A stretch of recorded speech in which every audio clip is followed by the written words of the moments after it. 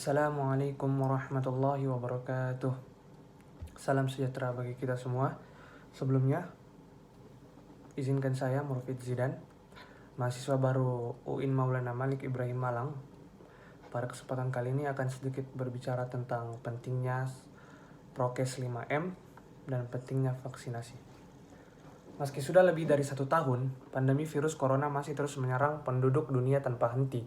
Di Indonesia, angka kasus positif virus corona sudah di atas 1,5 juta jiwa.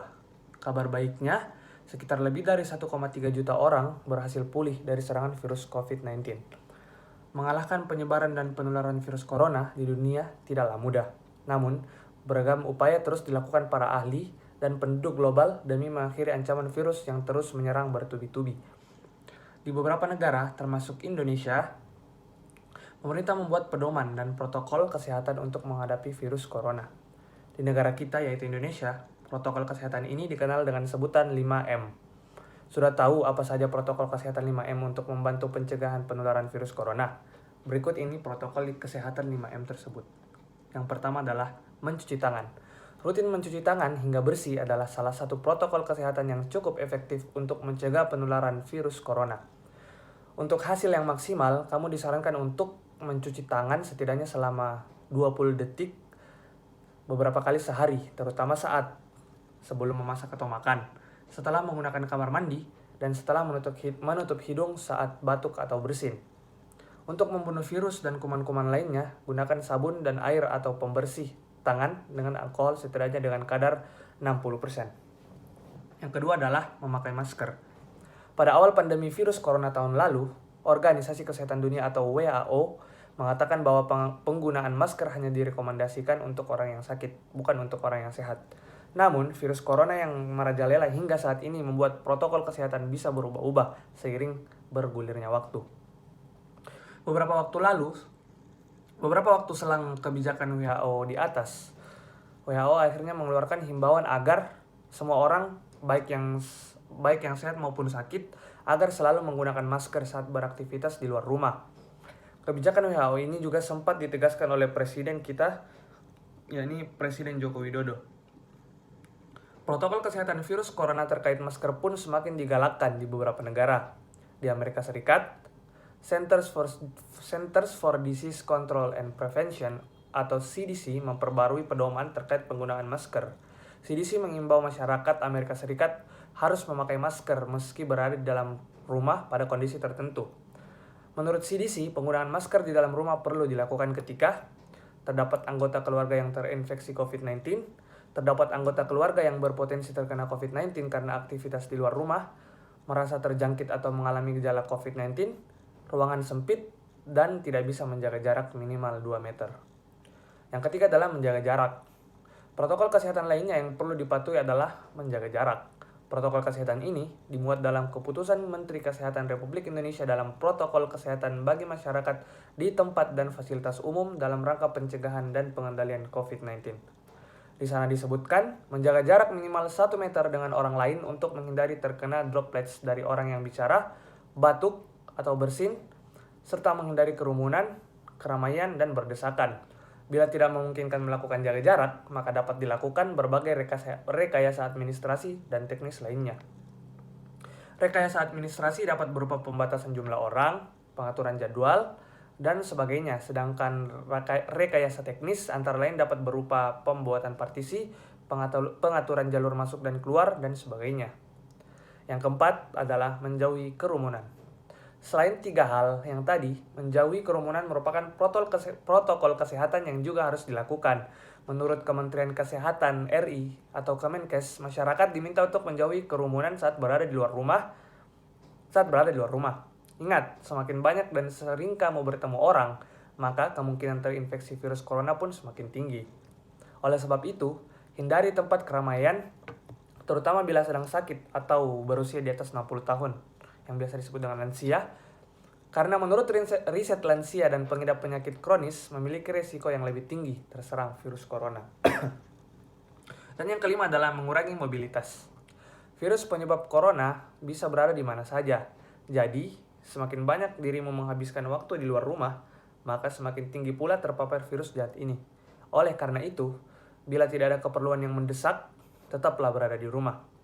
Menurut Kemenkes, meski sehat dan tidak ada gejala penyakit, belum tentu dirimu pulang ke rumah dengan keadaan yang masih sama. Pasalnya, virus corona dapat menyebar dan menginfeksi seorang dengan cepat. Yuk, terapkan protokol kesehatan 5M untuk mencegah penularan dan penyebaran virus corona di Indonesia. Selain itu, jangan pula lupa untuk selalu meningkatkan sistem kekebalan tubuh agar terhindar dari infeksi COVID-19. Jika kamu atau anggota keluarga memiliki gejala virus corona, silakan diskusikan dengan dokter untuk mendapatkan saran medis yang tepat. Dewasa ini, varian baru virus corona pun mulai bermunculan. Varian baru tersebut antara lain, yakni varian Alpha yang pertama kali ditemukan di London dan beberapa bagian Inggris. Yang kedua adalah varian Beta yang pertama kali terdeteksi di Afrika Selatan pada awal Oktober 2020. Dan yang ketiga adalah varian Delta yang pertama kali terdeteksi pada Oktober 2020 di India. Menurut data Pusat Pengendalian dan Pencegahan Penyakit, ada bukti bahwa ketiga varian baru virus corona ini lebih menular daripada virus asli. Temuan virus corona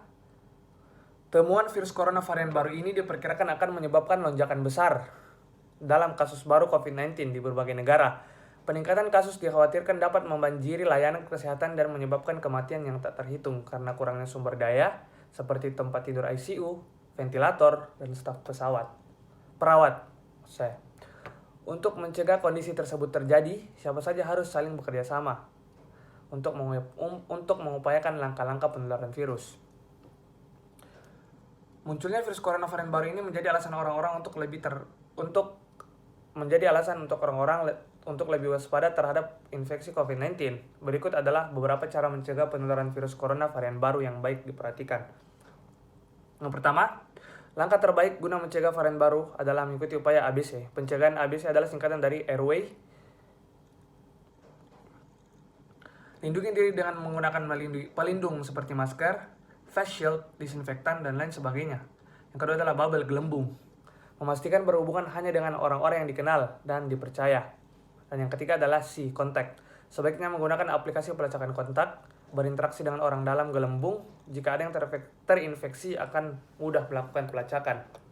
Yang kedua adalah membatasi lingkaran sosial. Mengurangi jumlah orang-orang dalam lingkungan sosial juga baik dilakukan untuk mencegah risiko penularan virus corona apapun variannya.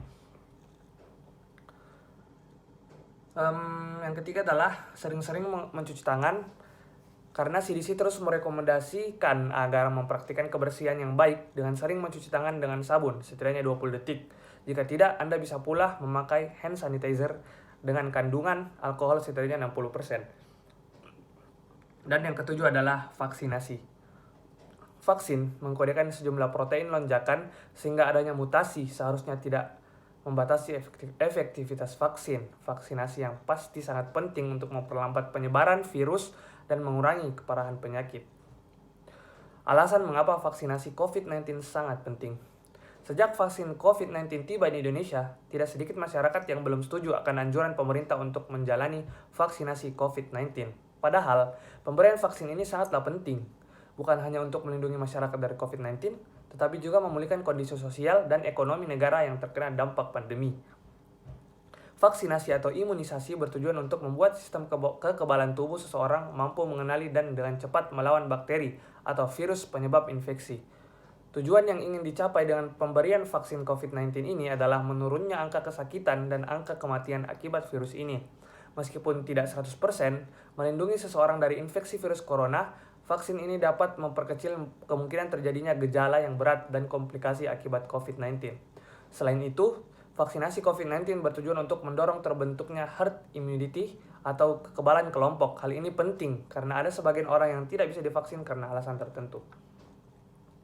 Orang yang tidak dianjurkan untuk menerima vaksin atau tidak menjadi prioritas untuk vaksin COVID-19 adalah anak-anak atau remaja berusia di bawah 18 tahun dan orang yang menderita penyakit tertentu, misalnya diabetes atau hipertensi yang tidak terkontrol. Jadi dengan mendapatkan vaksin COVID-19, Anda tidak hanya melindungi diri sendiri, tapi juga orang-orang di sekitar Anda yang memiliki kekebalan terhadap virus corona. Di samping menjaga daya tahan tubuh, Anda perlu tetap menerapkan protokol kesehatan, baik selama menunggu giliran untuk divaksin maupun setelah mendapatkan vaksin. Sebisa mungkin juga hindari berpergian keluar rumah atau berkumpul dengan orang banyak. Vaksin COVID-19 diharapkan bisa menjadi solusi untuk menyudahi pandemi yang telah memakan banyak korban, serta melumpuhkan aktivitas masyarakat. Dan partisipasi Anda dalam program vaksinasi ini akan sangat membantu pemulihan kondisi negara kita, negara Indonesia. Mari sukseskan program vaksinasi COVID-19 yang diberikan gratis oleh pemerintah untuk seluruh rakyat Indonesia. Apabila Anda masih memiliki pertanyaan seputar vaksin COVID-19, jangan ragu untuk berkonsultasi dengan dokter. Mungkin demikianlah yang dapat saya sampaikan pada kesempatan kali ini. Kurang lebihnya mohon dimaafkan. Dan Allah wa yakum. Wassalamualaikum warahmatullahi wabarakatuh.